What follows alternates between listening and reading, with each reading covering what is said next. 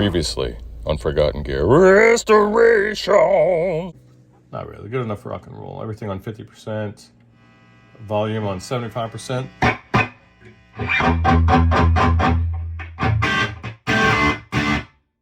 Yeah, check that out. You hear that?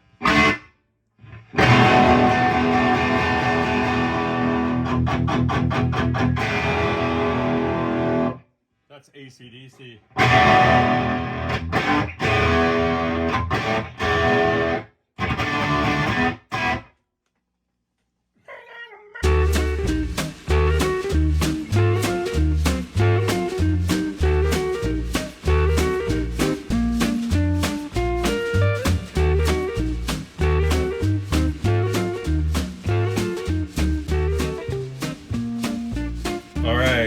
Garrett and the rest of you goons and mutants out there, I appreciate you suffering through my lack of articulation and blabbering the past couple of days. Just a little recovery from eye surgery. Feeling a lot better this morning. So, just quickly, Garrett, I know you're flying. Your amp is on 8.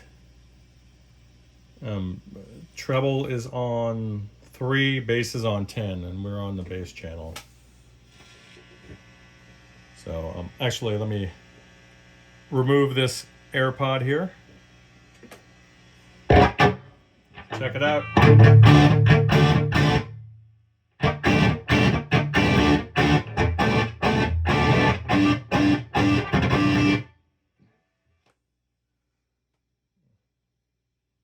Sounding great.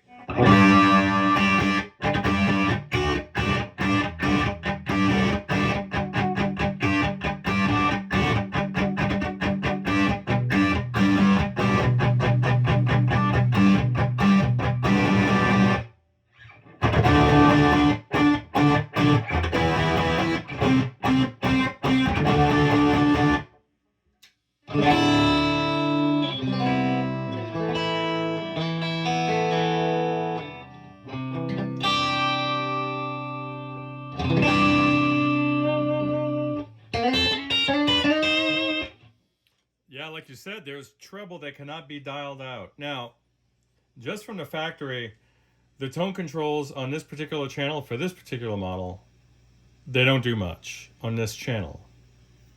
That's a different story on this channel. There's a little bit of modification that I could do to make them more effective, but there's certainly an ice pick component to the high end. And I think I know why. Well, there's a snubber that's present on a phase inverter that can stay there.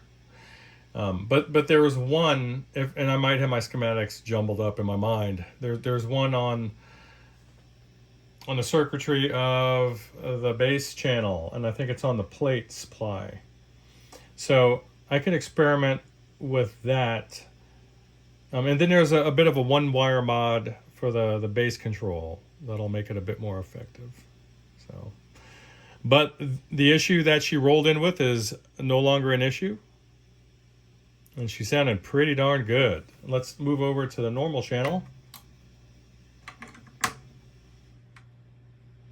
and we're going to put her on 10.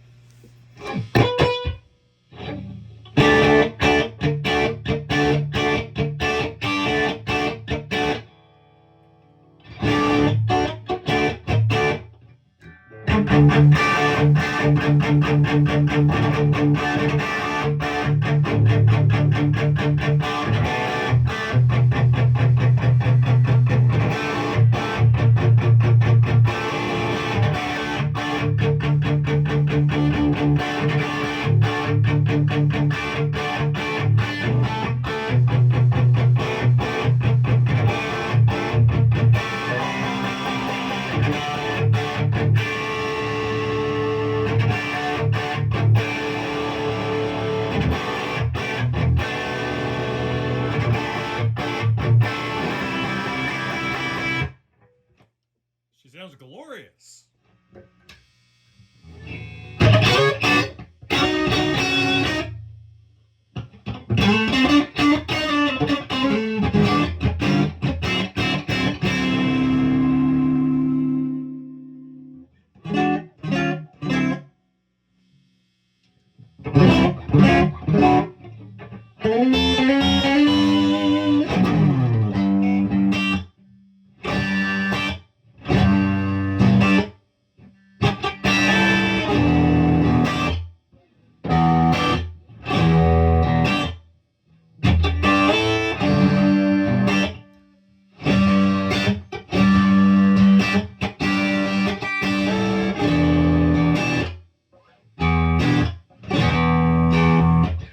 Like it.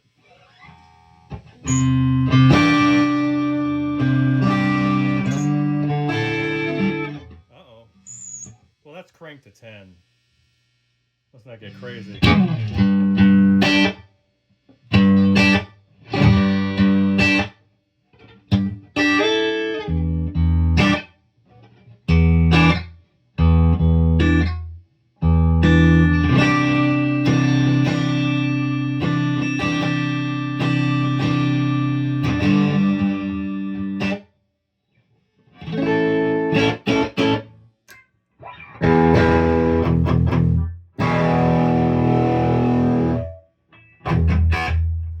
Getting a little bit of squeal with the single coil at 10, that's not too shabby.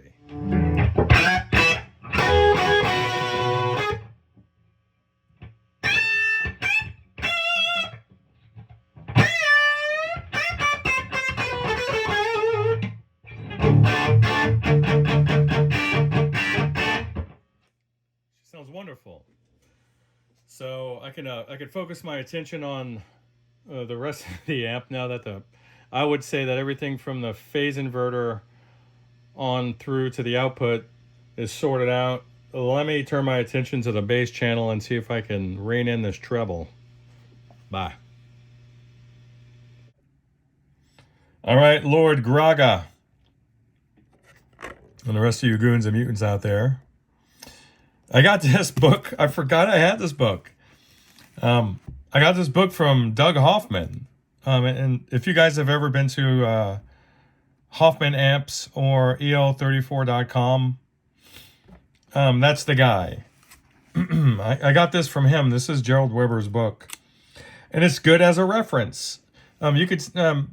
Gerald has, God rest his soul, has become a bit of a controversial figure because he had some unorthodox approaches to guitar amps. But that's okay. That's what makes this world a beautiful place. So I forgot I had this. And remember how I was saying that sometimes it's incredibly hard to find the real 6G6-A schematic that shows all 6 filter caps and all 3 droppers? Look at this. Was it fate? Oh, I think so.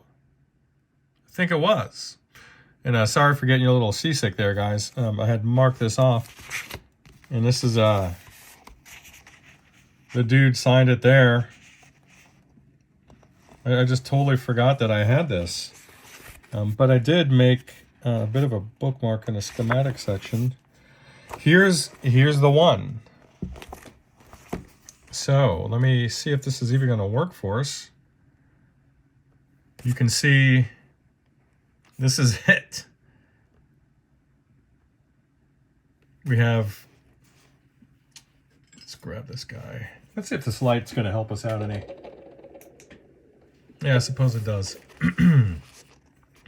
So we have 1, 2, 3, 4, 5, and 6 filter caps, and 1, 2, and 3 droppers or decoupling resistors.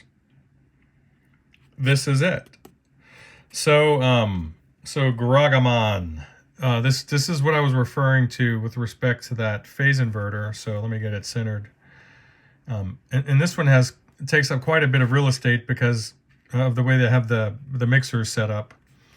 So here, this is the way it should be. It's not the way it is in this particular amp, but this is the only schematic that shows all of those filter caps and all the droppers. But then, of course, it's not really well documented because it shows the revision. And that's what we did here. So here are your mixer resistors. This is the normal channel. This is the bass channel. Both coming on the output of the plate to a 470K. Plate right to the 470K. Boom, it joins here with a 500 microfarad or 500 picofarad cap right onto the grid of the phase inverter, right onto the input. So that's what we're looking at. That's exactly what we're looking at. That's what I did to that amp. Now let's see if I can go back and show you the as was condition. Now if you look here, you can see instead of it coming straight out of the plate on that output for the normal channel into the 470K, it's going into a 0.05 microfarad cap. So it's losing the DC there, and it's allowing that AC signal to pass. And then here, on the bass channel, it's going through a big old 0.1.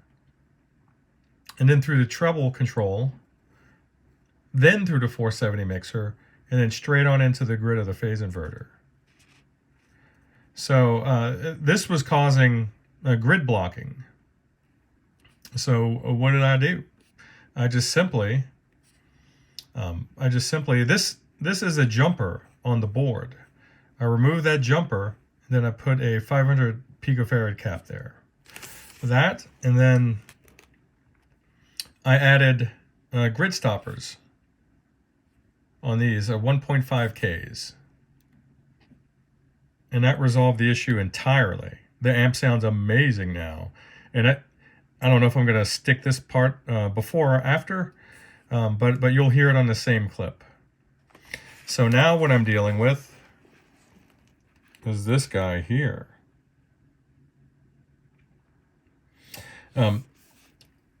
Presently, the bass control has about no effect on the tone of the bass channel, and neither really does the treble control. Once there's sufficient treble to brighten up the sound out of the dull range, it's just ear piercing. So I could focus my attention on that now going forward. And that's what I'll do.